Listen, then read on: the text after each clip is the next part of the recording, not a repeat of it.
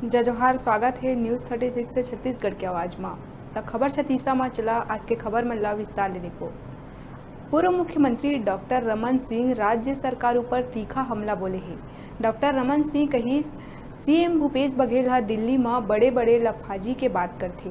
ओखर दावा के जमीनी हकीकत जाने केंद्र सरकार के प्रमुख मंत्रीगण लगातार छत्तीसगढ़ के दौरा में आवा थे। अतका ही नहीं, रमन सिंह कहीस के केंद्र के मंत्री खाली हाथ नहीं आवा थे। कल नितिन गडकरी आई, वो पूरा 10,000 करोड़ के बजट लेके आई। डॉक्टर रमन सिंह कहीस छत्तीसगढ़ में होए विकास और निर्माण कार्य भाजपा सरकार में होइस।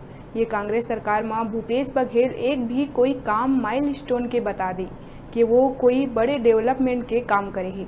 एखर ले केंद्रीय मंत्री के दौरा ले कांग्रेस सरकार ला तकलीफ हुआ थी।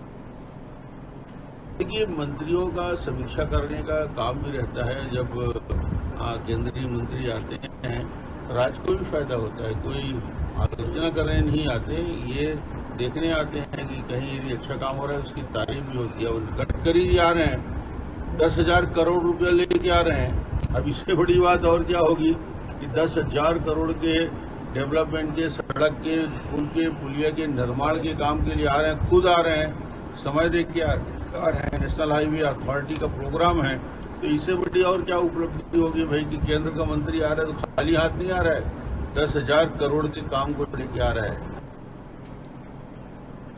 रायगढ़ जिला के गोमर्डा अभ्यारण्य